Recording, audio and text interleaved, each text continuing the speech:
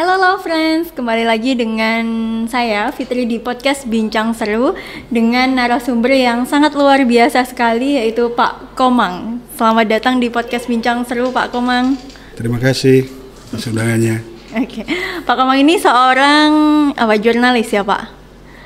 Ya, mantan jurnalis lah. Mantan jurnalis. Sekarang sudah berkecimpung di dunia advokat ya Pak? Betul. Betul, oke. Pak Komang, kita mau sharing-sharing nih sedikit terkait tentang dunia jurnalis nih, atau biasa disebut dengan pers. Siapa tahu nih Law Friends yang nonton podcast kita hari ini ada yang tertarik nih dengan dunia pers. Nanti dari cerita-cerita Pak Komang, kalau boleh tahu Pak Komang ini di dunia jurnalis sudah berapa lama Pak? Mengawali jurnalis tahun 96 Mbak, dan baru berakhir di tahun ini, tepatnya bulan Maret. Wih, 96, saya belum lahir loh Pak, 96. Berarti saya sudah tua ini. Tapi jiwanya masih jiwa-jiwa muda loh Pak. Berarti sudah sekitar 27 tahun ya Pak di dunia jurnalis? Kurang lebih segitu. Senior sekali nih. Senior sekali, oke. Pak Komang, sebenarnya pers sendiri itu apa sih Pak? Jadi begini, banyak kadang-kadang masyarakat yang tidak tahu yang dimaksud pers itu apa. Benar. Pers ini adalah lembaga, dia lembaga sosial dan menjadi wahana komunikasi. Jadi lembaga ya, di dalam lembaga itu ada organ-organnya. Ada yang disebut pemimpin redaksi, kemudian ada juga redaktur pelaksana, asisten redaksi. Mereka-mereka nih yang mengolah satu bahan untuk dijadikan sebuah pemberitaan. Nah, sumber dan bahan itu didapatkan dari jurnalis, atau yang lebih terkenal dulu sebutannya wartawan ya. Iya, wartawan. Nah, di situ dia tugasnya mengelola data informasi, kemudian dia mengumpulkan data baik dalam bentuk data dan grafis ya, yang nanti disebarluaskan melalui media baik elektronik maupun cetak.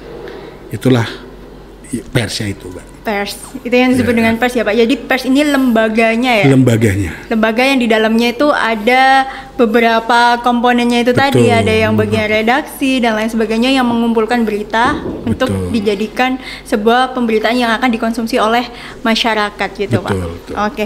Lalu ada nggak sih Pak kode etik pers itu sendiri? Ada aturan nggak? Misalnya sebagai jurnalis itu tidak boleh begini. Oke, sesuai konteks tadi yang di pengertian pers. Jadi kode etik ini bukan berlaku bagi lembaganya, tapi berlaku bagi organnya, perangkatnya, jurnalis ataupun wartawan. Karena bersifat profesi, makanya dibentuklah kode etik. Dan kode etik mengenai jurnalis itu kan diatur di dalam Undang-Undang Nomor 40 Tahun 99. Tepatnya di pasal 1 ayat 1 Mbak. Pastinya begini, ini kita berbicara kode etik ya, yang pastinya pertama kali wartawan dilarang memberikan berita bohong. Artinya hoax ya Pak ya? Hoax, itu pasti. Jadi dia menceritakan sebagai bentuk transfer dari suatu peristiwa, itu harus mengabarkan yang senyatanya. Ini bagi untuk pemberitaan yang straight news, jadi berita peristiwa yang terjadi. Nah, bagaimana dengan berita yang dikenal sebagai investigasi? Misal ada peristiwa dugaan korupsi, kemudian ada beberapa case tentang melanggar peraturan daerah atau dan lain sebagainya. Jadi wartawan ini harus benar-benar memfilter berita itu, karena ketika wartawan tidak menjalankan kode etik, contoh dia tidak melakukan penulisan secara 5W1H, dia harus melakukan cover box set agar berita itu berimbang. Ketika dia tidak berimbang, maka wartawan ini bisa disanksi Mbak dengan kode etik. Dan ini ada satu pengalaman pribadi saya pernah melakukan konfirmasi saat itu ada sidang kode etik profesi advokat. Nah kebetulan narasumber ini tahu bahwa saya ini adalah wartawan gitu. Tapi hanya gara-gara saya tidak menunjukkan ID card saya, pengacara nggak terima dan melaporkan saya ke Dewan Pers. Tapi laporan tersebut tidak berjalan karena pengadunya tidak kooperatif malahan. Itu artinya hal sekecil itu saja diatur di dalam undang-undang pers, apalagi hal yang bersifat besar kan. Itu Mbak Fitri. Oh, berarti sebagai seorang wartawan itu juga ketika mengambil berita itu menyembunyikan identitas atau gimana Pak? Tidak, tergantung dari sisi apa dulu. Jadi kalau bersifat investigasi, misal begini ya, di dalam salah satu industri itu terdapat pelanggaran pidana misal. Ini wartawan kan tidak mungkin menyembunyikan identitasnya. Jadi dia harus terus terang mengungkapkan identitasnya. Kalau tidak malah terjadi pidana nanti. Dia bisa kena memasuki pekarangan orang lain tanpa izin, melakukan perbuatan tidak menyenangkan gitu. Karena tidak nyaman ya Pak ya? Betul. Pada intinya wartawan itu dalam membuat satu berita tidak boleh menciptakan opini pribadi, itu yang pasti. Kedua, harus berdasarkan peristiwanya. Dan yang ketiga, harus ada narasumber Mbak. Itu pasti. Harus benar-benar sesuai fakta yang ada di lapangan ya Pak ya? Betul, real. Tadi ngomong-ngomong Pak Komang mengatakan bahwa tidak boleh menyebarkan berita hoax. Nah, di zaman sosial media saat ini nih Pak, banyak sekali berita-berita di internet itu mungkin ada juga yang dari media online yang besar, bisa dikatakan besar lah. Itu kadang juga ada berita-berita hoax, itu bagaimana Pak? Yaitu sebenarnya begini ya, yang melakukan pengawasan terhadap berita adalah redaksi Mbak. Karena lembaga pers, yaitu Dewan Pers, Dewan Pers ini bisa bekerja karena ada pengaduan atau laporan. Sepanjang itu tidak ada laporan atau pengaduan, tidak bisa bertindak. Karena yang bisa bertindak adalah Dewan Pers. Tetapi masyarakat juga harus bisa jeli apabila ketika menjadi korban satu pemberitaan hoax, mungkin langkah yang pertama itu yang bisa dilakukan adalah membuat pengaduan ke Dewan Pers. Dari situlah Dewan Pers akan melakukan pemeriksaan. Jadi pemeriksaan di Dewan Pers itu ada dua, sepanjang yang saya alami ya. Ada namanya pemeriksaan awal dan pemeriksaan akhir. Pemeriksaan awal dia akan mengkaji apakah ini masuk karya tulisnya seorang jurnalis ini, apakah masuk dalam produk pers. Kalau malah masuk dalam produk pers, berarti rekomnya akan menyampaikan bahwa yang ditulis oleh media A, B itu merupakan produk pers. Tapi kalau tidak, bukan merupakan produk pers, maka masyarakat bisa menempuh upaya-upaya hukum lain. Gitu. Jadi bisa, kalau media cetak mungkin bisa dilaporkan dengan perbuatan tidak menyenangkan, pencemaran nama baik. Tapi kalau itu yang menaikkan adalah berita online, ini yang lebih ngeri-ngeri sedap, Mbak. Soalnya banyak banget yang hoax itu di berita-berita online itu, Pak. Ya, kita belum bisa memastikan itu hoax atau tidak ya. Artinya sepanjang itu belum ada produk yang dikeluarkan oleh Dewan Pers rekomendasi menyatakan itu, kita belum bisa membicarakan itu. Gitu. Jadi alurnya diikuti dulu bagi masyarakat yang dirugikan.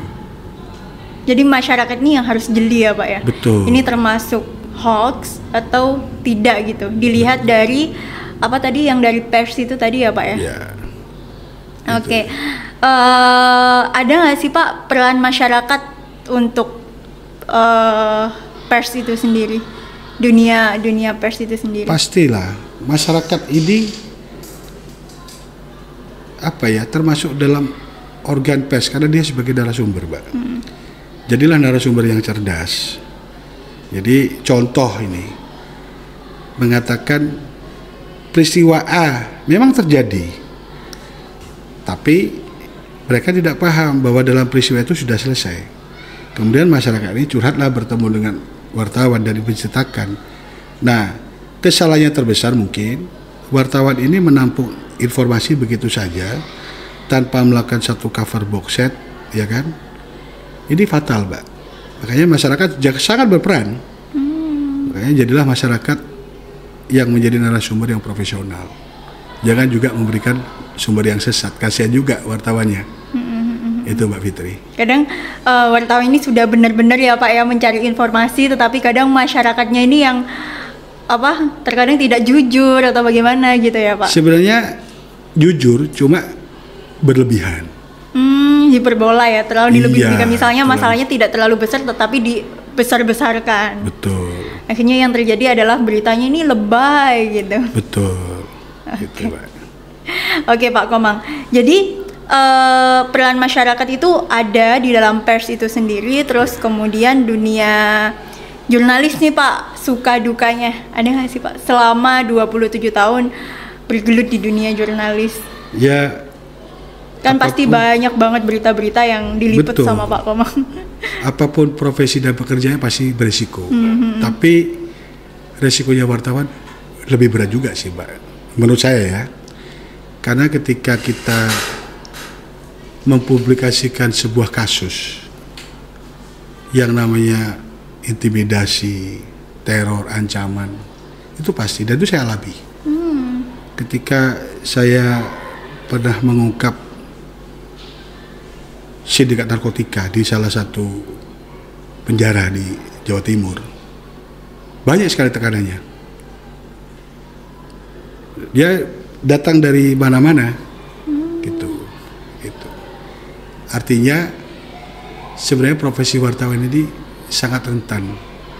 Ancamannya bukan hanya kepada pribadi, ke keluarga juga. tapi pasti ke keluarga. Itu sampai pasti. ke keluarga ya Pak. Pasti, Mbak.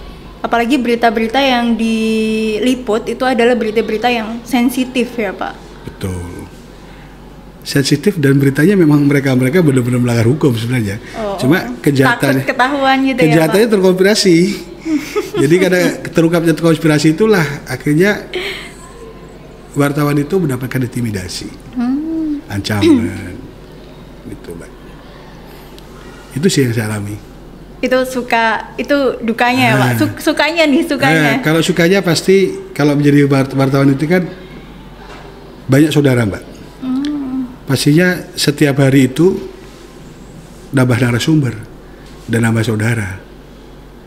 Itu sukanya di sana. Tapi bertemu dengan banyak orang. Dengan banyak orang, nambah network, ya kan? Ya itu. Selama 27 tahun nih Pak di dunia jurnalistik, Pak Komang pasti merasakan ya perbedaan dulu dengan sekarang. Perbedaan dunia jurnalis zaman dulu dengan zaman sekarang ini apa sih Pak? Kan dulu itu kan masih zamannya cuman ya via koran gitu ya Pak, orang-orang mendengarkan via radio. Tapi sekarang kan sudah zamannya anak-anak milenial, sudah zaman sosial media dan lain sebagainya. Pastinya banyak sekali perbedaannya Mbak.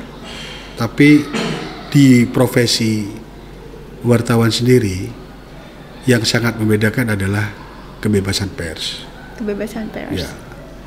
Saat era reformasi kan jelas Mbak, kita itu sangat berhati-hati dalam melakukan satu kritik, gitu. Karena pemerintahan yang dulu kan begitu kuat. Saya salah dikit diculik gitu ya Pak? Kurang lebih begitu. Tapi yang pasti akan mempengaruhi dari lembaganya. Jadi perusahaan persnya bisa dicabut izinnya, gitu. Dan itu terjadi di era zaman Pak Soeharto ya, ada Orde Baru. Ada sih beberapa media yang izinnya dibredel kan, karena mengkritik pemerintah. Itu. Nah, perubahan pers terjadi di era reformasi ketika tahun 98 ya. Kemudian era Gus Dur ada kebebasan pers. Namun kebebasan pers ini menjadi bablas. Pers yang bagaimana? Terlebih Mbak, untuk membuka pers ini kan gampang banget. Cukup dengan akte pendirian PT, kemudian didaftarkan ke Menkumham. Mereka tidak menjadi perusahaan pers yang profesional karena merekrut jurnalis tanpa melakukan uji kompetensi. Jadi asal comot saja, sehingga ya beginilah pers yang sekarang. Kita tidak dipungkiri banyak media-media yang hampir beritanya sama. gitu. Ada yang tulisannya pun juga sama kayak kopas aja gitu loh Pak. Betul. Nah ini kan yang salah siapa? Yang salah jurnalisnya, wartawannya, ataukah redaksinya? Ada teguran nggak sih Pak gitu tuh? Ya karena perusahaan ini dijalankan tidak profesional, yang penting jalan, mereka diam-diam saja. Yang pertama, yang kedua begini, Mbak. Dengan mudahnya seseorang membuka perusahaan pers, tentunya harus mempertimbangkan tingkat kesejahteraannya. Selama ini banyak, saya nggak menyebut ya, tapi bisa dilakukan survei. Banyak perusahaan pers yang tidak memberikan gaji kepada jurnalisnya. Sehingga ini kan menjadi dampak buruk dalam jurnalis itu menjalankan tugasnya. Perusahaan pers tidak menggaji jurnalisnya. Ya, itu banyak kita jumpa itu. Gitu. Sementara pemerintah ini kan harus jelas. Pers harus berbadan hukum. Kalau berbicara badan hukum, berarti konteksnya sekarang jelas nih harus ikut BPJS. Terus ikut BPJS bagaimana? Wartawannya saja tidak diberikan jaminan sosial. Tidak disejahterakan gitu ya? Betul, artinya kesejahteraan. Gitu. Dan ini akan mengarah nih, tanda kutip, akan mengarah kepada dugaan-dugaan motivasi yang kurang baik untuk mendapatkan sebuah produk pemberitaan tapi jadinya tidak berita, menjadi satu pendapatan penghasilan. Ini yang tidak baik. Dari menurut saya sangat mengotori pers. Jadi mindsetnya sekarang adalah uang ya Pak? Kurang lebih begitu Mbak, kurang lebih begitu. Tapi kalau zaman dulu kan memang benar-benar mencari berita sampai. Pada intinya kan harus kita tahu Mbak, peran pers ini kan pastinya yang pertama harus informatif. Kedua, memberikan informasi kepada masyarakat. Betul, gitu. Informasi yang sebenarnya ya, informatif. Kedua, dia mampu representatif, memberikan edukasi kepada masyarakat. Dan yang ketiga, itu pers harus bisa mendanai perusahaan sendiri. Tidak menggunakan proposal-proposal. Tujuannya apa? Agar pers ini independen, Mbak. Dia tidak bisa terpengaruh apapun karena pendanaannya kan kuat, ya kan? Tapi di dalam tubuh pers, di lembaga pers sendiri juga ada yang namanya fungsi ekonomi. Dia bisa menghidupi perusahaan persnya dari mana? Dari iklan dan lain sebagainya. Nah, ini yang kadang-kadang tidak diterapkan, ya kan, oleh perusahaan pers. Kenapa? Terlalu banyak media pers. Mbak bisa dilihat di datanya Dewan Pers. Berapa perusahaan Dewan Pers sekarang? Perusahaan pers sekarang saat ini sangat banyak, Mbak. Dan ada juga satu wartawan bisa membawa 3 media, 4 media. Ini kan yang tidak sehat. Harusnya tidak boleh ya Pak ya? Semestinya. Tapi itu emang ada aturannya Pak? Memang tidak diatur. Ini ada kekosongan hukum. Jadi kalau dulu Mbak, sama sih kalau kita berbicara konteks di advokat ya. Advokat itu waktu single bar, zamannya Pradi, seseorang yang sudah dihentikan dari advokat dipecat, dia tidak bisa beralih kemana-mana. Tapi sekarang semakin banyaknya organisasi kan bisa beralih ke organisasi bisa menjadi yang lain. advokat kutu loncat kan. Nah, di wartawan juga begitu, di media. Kita tidak mengerti mana. Kalau Dewan Pers kan jelas ini produknya undang-undang ya. Tapi banyak lembaga-lembaga yang baru sekarang. Organisasi-organisasi pers banyak. Gitu. Nah, disinilah perlu kejelian sebenarnya. Gitu. Tapi kalau misalnya seandainya kasus yang Pak Komang bicarakan tadi nih, banyak wartawan-wartawan yang tidak digaji oleh perusahaan pers itu sendiri. Lalu apa yang bisa dilakukan oleh wartawan tersebut, Pak? Ya mereka akhirnya bisa melaporkan atau tidak, Pak? Seharusnya bisa. Bisa. Seharusnya dia bisa ke Disnaker kan, tapi itu tidak dilakukan. Karena mungkin mereka merasa dengan bermodal kartu pers zona nyaman, ada penghasilan. Tapi tidak pernah membuat karya tulis. Oke. Itu. Apakah itu wartawan? Oke. Seru sekali Pak Komang sharing-sharingnya hari ini terkait tentang dunia pers, terkait tentang dunia jurnalistik nih Law Friends. Terakhir nih Pak, closing statement sedikit aja untuk Law Friends. Barangkali Law Friends yang nonton podcast kita hari ini tertarik nih dengan dunia jurnalis. Jadi mungkin menurut saya harus ada regulasi undang-undang. Karena ada kekosongan hukum itu Betul, tadi ya. untuk mengatur kembali tentang persyaratan pendirian perusahaan pers. Karena akan berdampak ketika perusahaan persnya sehat, maka organ-organnya pun sehat. Dan bagi organ yang sudah sehat, ya jadilah profesi yang profesional, seorang jurnalis dan wartawan yang bermartabat. Oke. Itu saja Mbak Fitri. Oke, terima kasih banyak Pak Sama-sama. Komang. Semoga kita bisa duduk di kursi podcast Bincang Seru ini dengan sharing-sharing kasus yang lain nih. Mungkin kasus-kasus yang pernah ditangani oleh Pak Komang di dunia advokat nantinya. Oke. Bersedia ya Pak? Bersedia Pak. Terima kasih banyak Pak Komang. Terima kasih banyak.